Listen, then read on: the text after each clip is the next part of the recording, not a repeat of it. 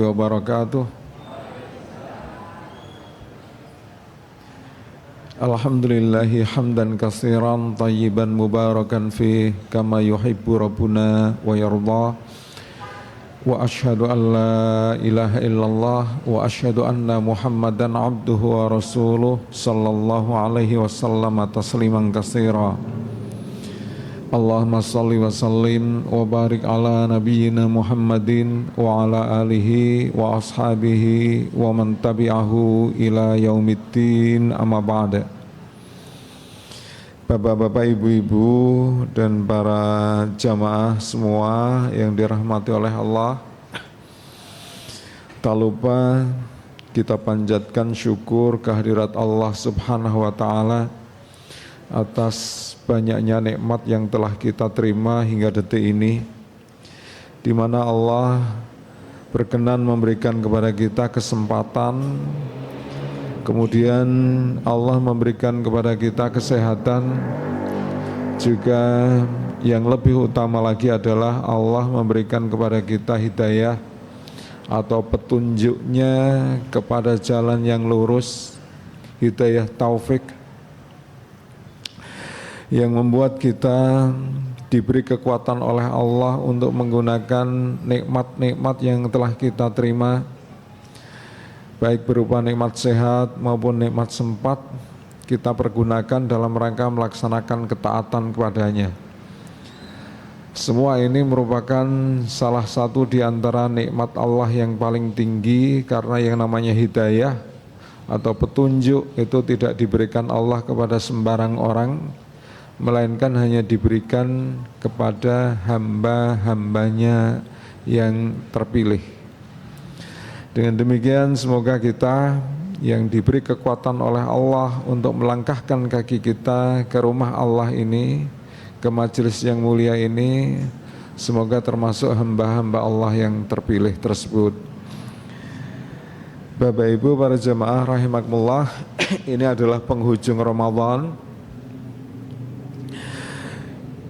Kita tinggal satu kali melaksanakan siam, dan insya Allah dalam melaksanakan Idul Fitri semuanya bareng, semuanya melaksanakan pada tanggal 1 Syawal.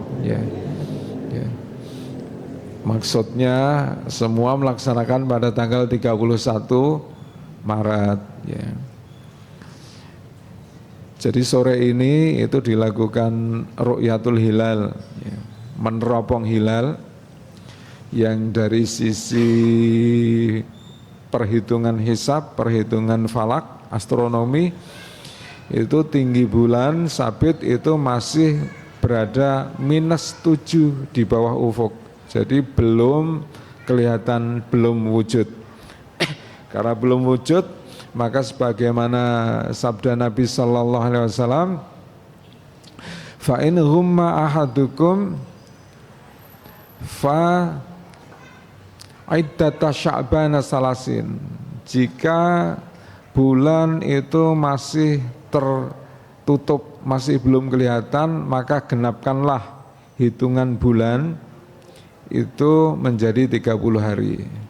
Sehingga ini tanggal 29 Ramadan, bulan belum kelihatan, maka Ramadan itu digenapkan menjadi 30 hari. Artinya besok masih tanggal 30 Ramadan, baru keesokan harinya lagi, esok lusa itu baru tanggal 1 Syawal. Alhamdulillah kita memulai puasa itu berbarengan, dan kita itu mengakhiri siam, mengakhiri Ramadan itu juga berbarengan. Ini adalah satu hal yang langka, langka kita NU, Muhammadiyah maupun umat Islam yang lain itu melaksanakan puasa dan mengakhirinya berbarengan. Baik Bapak Ibu para jamaah rahimakumullah, ketika kita itu akan meninggalkan, atau bulan Ramadan itu akan meninggalkan kita, maka kita perlu melihat bagaimana Nabi Sallallahu Alaihi Wasallam itu, beliau itu mengisi hari-hari terakhir pada bulan Ramadan dikatakan bahwa karena Rasulullah sallallahu alaihi wasallam ya'takifu fil ashri awakhir min Ramadan. Nabi sallallahu alaihi wasallam itu terbiasa melakukan i'tikaf pada 10 hari akhir Ramadan. Masih ada waktu untuk melaksanakan i'tikaf itu 1 malam nanti. Apa yang dilakukan ketika i'tikaf? I'tikaf itu adalah zikrullah, taqarrub kepada Allah, mengingat Allah dan mendekatkan diri kepada Allah. Jadi panjenengan melakukan i'tikaf itu bisa diisi dengan berbagai macam amaliyah yang merupakan upaya untuk mengingat Allah dan upaya untuk mendekatkan diri kepada Allah. Bisa sholat, bisa baca Quran, bisa zikir dan lain-lainnya. Kemudian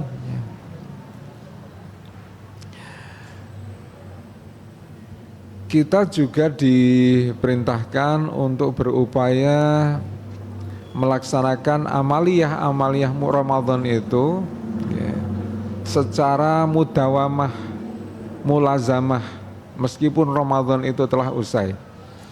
Artinya kita diperintahkan untuk ketika Ramadan itu berakhir, kita berupaya melaksanakan, membiasakan amaliyah yang telah kita biasakan selama Ramadan. Entah itu berupa salat sunat, qiyamul lail, salat tarawih. Kita lanjutkan di luar Ramadan dengan salat malam, dengan salat tahajud. Kemudian tadarus Al-Quran, begitu Ramadan usai kita lanjutkan lagi dengan tetap melaksanakan tadarus Al-Quran.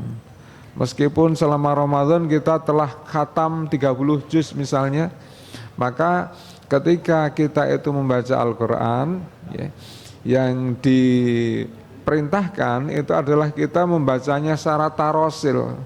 Tarosil itu bagaimana? Jika kita selesai, kita mengulang lagi dari awal. Kita selesai juz 30, An-Nas selesai, maka kita baca lagi Al-Fatihah, kemudian lanjutkan Al-Baqarah, seterusnya sampai juz 30. Begitu selesai, kita ulang lagi dari awal. Seperti siklus berputar, itu namanya tarosil. Jadi meskipun Ramadan kita telah khataman juz 30, begitu datang Syawal kita lanjutkan lagi membaca Al-Qur'annya tanpa henti. Nah, ini dalam upaya untuk memulazamahkan, membiasakan, melanjutkan atau melestarikan amaliyah Ramadan yang telah kita biasakan. Kalau kita itu melestarikan amaliyah Ramadan, meskipun Ramadan itu telah selesai, maka insya Allah ini merupakan tanda-tanda bahwa amal kita pada bulan Ramadan itu diterima oleh Allah. Jadi para ulama, misalnya Ibnu Rajab Al-Hambali, beliau mengatakan inna likulli syai'in alamah, sesungguhnya segala sesuatu itu memiliki tanda-tanda. Wa inna min alamati qubulil hasanati ayat tabi'ahal abdu bihasanatin ukhra. Dan di antara tanda-tanda diterimanya amal ibadah seseorang adalah jika ia selesai melaksanakan amal ibadah tersebut, maka dia melanjutkannya dengan amal ibadah yang lain. Itu merupakan tanda diterimanya amal ibadah seseorang. Nah, untuk melihat apakah amal ibadah kita pada bulan Ramadan itu diterima oleh Allah atau tidak, maka mudah saja. Begitu kita itu selesai Ramadan, apakah amaliyah yang telah kita biasakan selama Ramadan itu ada kelanjutannya atau tidak? Kalau begitu Ramadan berhenti, kita juga berhenti melaksanakan amaliyah tersebut, ya. Maka itu merupakan tanda bahwa amal kita pada bulan Ramadan itu tidak diterima oleh Allah. Tetapi sebaliknya, seandainya kita tetap berupaya melanjutkan amaliyah-amaliyah yang telah kita biasakan pada bulan Ramadan itu, meskipun Ramadan telah selesai, maka insya Allah itu merupakan tanda-tanda bahwa ibadah kita pada bulan Ramadan itu diterima oleh Allah. Jadi biasanya ya, yang menjadi tren kita kan begini, kalau banyak orang rame-rame ke masjid, kita juga ikut ke masjid. Tapi begitu banyak orang yang rame-rame meninggalkan masjid, kita pun juga ikut meninggalkan masjid. Ini adalah satu realitas, satu kenyataan yang sering kita jumpai di tengah kaum muslimin. Dan ini merupakan satu hal yang dicela oleh Nabi Sallallahu Alaihi Wasallam. Nabi menyebut ya, kecenderungan semacam ini, sikap semacam ini sebagai sikap ima'ah. Apa itu ima'ah? Ima'ah itu secara harfiah berarti ikut-ikutan. Dan Nabi melarang sikap ima'ah seperti ini. Nabi bersabda, la takunu ima'ah. Janganlah kalian itu menjadi orang yang ima'ah, jadi orang yang suka ikut-ikutan. Bagaimana sikap suka ikut-ikutan itu? Nabi menjelaskan, antakulu in ahsanan nasu ahsanna wa in zalamu zalamna. Yakni jika engkau itu berkata, jika engkau itu memiliki prinsip, yakni jika orang-orang itu berbuat baik, maka kami pun juga ikut berbuat baik. Tapi kalau orang-orang itu berbuat buruk, kalau orang-orang itu meninggalkan kebaikan, berbuat zalim, maka kami pun juga akan ikut berbuat zalim. Jadi orang itu mau berbuat baik atau meninggalkan kebaikan itu tergantung bagaimana umumnya uang, ya. Tergantung bagaimana ya, yang dilakukan oleh mayoritas orang. Ini merupakan sikap ima'ah, dan yang seperti ini dicela oleh Nabi Sallallahu Alaihi Wasallam. Kenapa? Karena ketika kita bersikap seperti ini berarti dalam beribadah kita itu hanya ikut-ikutan. Orang Jawa mengatakan anut grubyuk, atau bahasa fikihnya taklid. Taklid itu apa? Qubulu qaulin bi ghairi hujjah. Kita menerima atau mengikuti suatu perbuatan tanpa didasarkan pada argumentasi yang jelas, hanya ikut-ikutan. Nah, sikap seperti ini ya, Al-Quran sendiri itu juga mengatakan, wa in tuti aksara man fil ardi yudhilluka an sabilillah.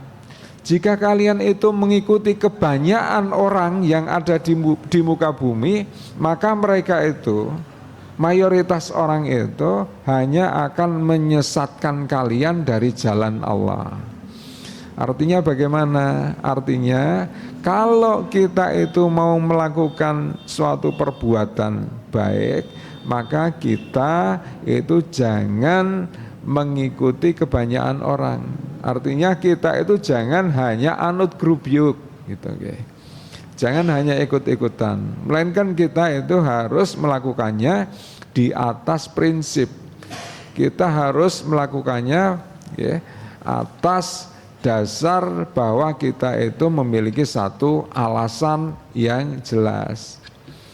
Jadi kembali ke kecenderungan yang dilakukan kebanyakan orang ketika Ramadan ya. Jadi melaksanakan kebaikan-kebaikan hanya berdasarkan pada kecenderungan kebanyakan orang, ini merupakan satu hal yang dicela oleh Nabi Sallallahu Alaihi Wasallam. Sebaliknya Nabi itu memerintahkan agar kita itu memiliki prinsip ketika kita itu melaksanakan suatu kebaikan. Walakin wattinu anfusakum. Namun hendaklah kalian itu memiliki prinsip, yakni Nabi menjelaskan In ahsanan nasu antuhsinu, jika orang-orang itu berbuat kebaikan, kalian pun berbuat kebaikan. Wa in asa'u alla tadlimu, tetapi jika orang-orang itu berbuat buruk, kalian jangan ikut-ikutan berbuat buruk, jangan ikut-ikutan berbuat zalim. Kalau orang-orang itu ketika Ramadan datang, itu mereka datang ke masjid untuk mengikuti majelis taklim, untuk mengikuti salat jamaah, kita diperintahkan untuk mengikuti sikap itu. Tetapi ketika Ramadan itu berakhir dan orang-orang itu meninggalkan masjid, maka Nabi memerintahkan agar kita jangan ikut-ikutan mereka. Meskipun kebanyakan orang itu meninggalkan masjid, tetapi kita tetap harus kukuh di atas prinsip kita.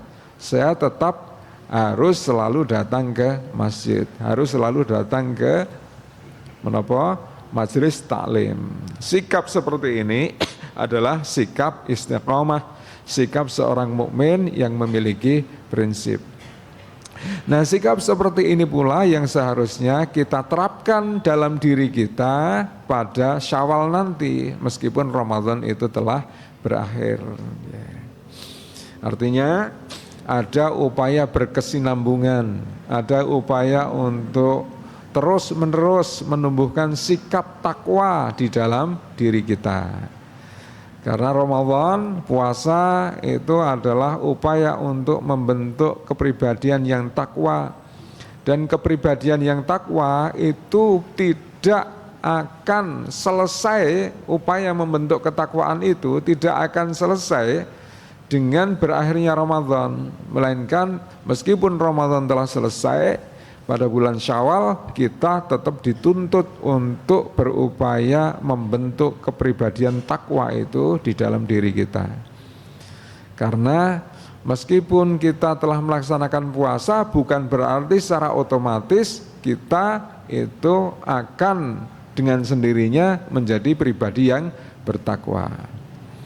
Ramadan selesai, kita masih diperintahkan untuk berupaya membentuk ketakwaan itu pada bulan-bulan berikutnya. Nah, Bapak Ibu, para jamaah rahimakumullah, ya, di antara amaliyah-amaliyah yang perlu kita istiqomahkan, perlu kita lestarikan setiap hari, itu ya. Kalau puasa itu kan berat, sholat tahajud itu juga berat, juga berat, salat qiyamul lail itu juga berat. Tapi paling tidak ada amaliyah-amaliyah Ramadan itu yang bisa kita laksanakan setiap hari, yang itu tidak lebih berat daripada tahajud atau puasa sunat. Apa itu? Membaca Al-Quran, tilawatul Quran, tadarus Al-Quran setiap hari. Jadi Allah berfirman, syahrul Ramadan alladzi unzila fihil Qur'an hudal linnas wa bayyinatin minal huda wal furqan. Bulan Ramadan itu merupakan bulan diturunkannya Al-Qur'an. Sebagai apa? Hudal linnas, sebagai petunjuk bagi umat manusia. Kalau panjenengan itu beli motor, itu diberi buku petunjuk betul. Ya, karena motor itu adalah satu sistem yang rumit, sehingga agar tidak salah dalam penggunaannya, itu kita harus mengikuti pedoman yang terdapat dalam buku petunjuk itu. Kalau panjenengan beli gedruk, itu panjenengan mendapatkan buku petunjuk makan gedruk, ada enggak? Mboten nggih. Kenapa? Karena gedruk adalah sesuatu yang sepele. Tapi ada sesuatu yang sepele, itu ada petunjuknya. Suka mie instan? Dalam bungkus mie instan itu ada petunjuknya, betul? Ada. Padahal mie instan itu cuma barang sepele, ya. Kita mau makan dengan cara apapun itu insya Allah tidak akan celaka, betul ya? Tidak akan celaka. Kecuali kita makan panas-panas dengan air mendidih, barulah celaka. Nah, tapi meskipun itu barang sederhana, mie instan itu ada petunjuknya. Nah, apalagi dalam menggunakan tubuh dan menapa jasmani serta rohani dari makhluk yang bernama manusia. Itu harus dipakai, harus dimanfaatkan sesuai dengan petunjuk dari si pembuat manusia itu. Siapa? Allah Subhanahu wa taala. Petunjuknya di mana? Di dalam Al-Qur'an. Nah, masalahnya kita sering membaca Al-Qur'an tidak. Nah, jadi intinya adalah kalau kita itu mau mendapatkan petunjuk bagaimana kita itu memanfaatkan raga serta rohani kita agar bisa selamat di dunia maupun di akhirat, maka kita harus mengacu kepada petunjuk Allah yang termaktub di dalam Al-Quran itu. Karena Allah secara tegas menjelaskan bahwa Al-Quran itu adalah hudan, petunjuk bagi umat manusia. Maka agar kita bisa memahami petunjuk itu, tentu paling awal kita adalah diperintahkan untuk membacanya. Membaca Al-Quran itu meskipun kita tidak memahami artinya, tapi itu memberikan banyak manfaat. Jelas pertama kita akan bertambah keimanan kita kepada Allah dan keimanan kita kepada Al-Quran itu serta keimanan kita kepada Nabi SAW itu yang secara langsung. Maka Nabi memerintahkan iqra'ul Quran fa innahu ya'ti yaumal qiyamati syafi'an li ashabihi. Bacalah Al-Quran itu karena Al-Quran itu akan menjadi syafaat bagi pembacanya, bagi ahlinya kelak pada hari kiamat. Siapa yang dimaksud sebagai ashabul Quran, ahli Al-Quran itu orang yang membacanya, orang yang mempelajarinya, orang yang mengajarkannya, kemudian orang yang mengamalkannya, termasuk menghafalkannya. Mereka itu disebut sebagai ashabul Quran, ahli Al-Quran yang mereka itu akan mendapatkan syafaat, akan mendapatkan pertolongan dari Allah dengan perantaraan Al-Quran itu. Al-Quran itu sebagai mukjizat. Letak kemukjizatan Al-Quran itu di mana? Ada beberapa ya. Yang jelas bahwa letak kemukjizatan Al-Quran itu terdapat pada lafaz-lafaz serta susunan kalimat Al-Quran itu sendiri. Tidak ada satupun orang itu yang mampu untuk membuat satu tandingan Al-Quran. Allah itu menantang, wa in kuntum fi raibim mimma nazzalna ala abdina fa'tu bi suratim mim mislih. Dan jika kalian itu masih dalam keraguan terhadap apa yang telah kami turunkan kepada hamba kami Muhammad, ragu terhadap Al-Quran, maka datangkanlah satu saja surat yang setara dengan Al-Quran itu. Tidak akan bisa manusia itu membuat tandingan Al-Quran. Ada orang namanya Musailamah, ketika ditantang oleh Allah seperti itu, dia kemaki. Dia merasa bisa membuat tandingan Al-Quran. Maka dia kemudian membuat surat apa? Surat kodok. Bunyinya gimana? Ya Dhifda binta Dhifda'ain, hei kodok anak dari 2 ekor kodok. Naki matu naki, menguaklah semaumu. A'laki fil ma'i wa asfalaki fitin. Bagian bawah, bagian atas tubuhmu di air, sedangkan bagian bawah tubuhmu di tanah. Ini hanya memancing cemooh, hanya memancing celaan dari sebagian besar orang. Dan ini menunjukkan bahwa tidak ada satupun manusia itu yang bisa menandingi Al-Quran.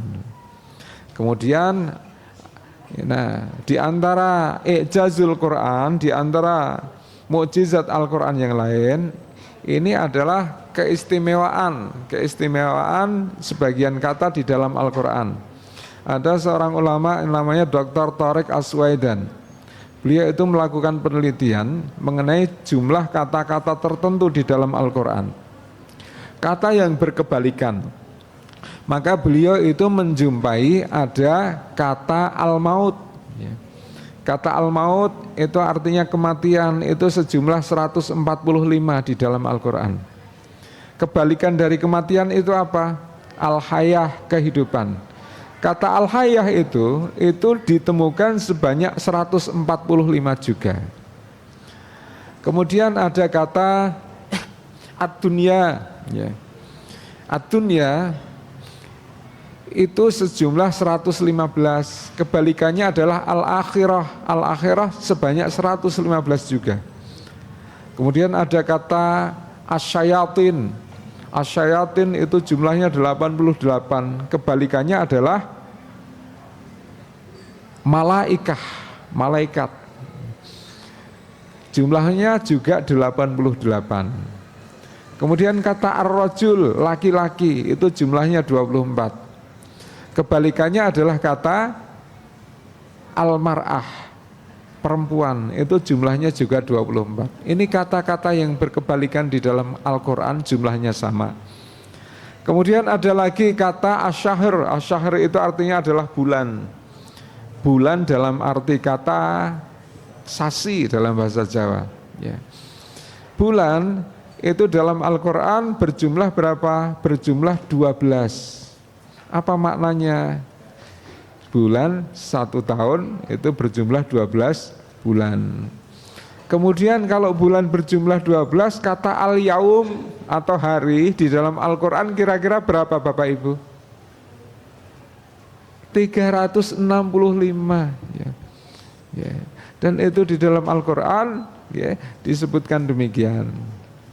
Nah kemudian ada lagi yang menarik, ya. Kata, sebentar lagi kita tutup, ya. Terakhir, kata al-bahr. Al-bahr itu artinya adalah lautan. Itu jumlahnya 32. Kebalikan dari lautan adalah al-bar, daratan. Jumlahnya berapa? Jumlahnya 13. Lantas di mana menariknya? 13 al-bar ditambah al-bahr 32 sama dengan berapa? Matematika, ya, nggak apa-apa, ya, kita sudah hampir buka, jadi mikir dikit nggak apa-apa, ya. Ya. Sama dengan 45. Ya. Lantas apa menariknya? Ya. Al-bar 32 per 45 berapa? 71,1%. Kemudian al-bahr, ya. Kemudian al-bar itu daratan, itu 13 per 45 kali 100% sama dengan 28,9%. Nah 71% yang menyebutkan kata lautan itu merupakan gambaran dari luas permukaan, luas lautan di permukaan bumi. Yang 28,9% kata daratan itu merupakan gambaran luas daratan di muka bumi. Jadi semua itu telah disiratkan, diisyaratkan oleh Al-Quran. Ini merupakan bagian dari mukjizat Al-Quran. Jadi dengan demikian maka insya Allah hal-hal seperti ini akan menambah keimanan kita kepada Al-Quran. Ditambah dengan membacanya setiap hari, maka insya Allah hal ini akan menumbuhkan ketakwaan dan keimanan kita. Semoga Allah memberikan kekuatan, hidayah kepada kita semua, agar kita tetap istiqamah dalam melaksanakan amaliyah, meskipun Ramadan itu telah selesai nanti. Ada kurang lebihnya mohon maaf. Saya akhiri, nasrun minallah wa fathun qarib. Wassalamualaikum warahmatullahi wabarakatuh.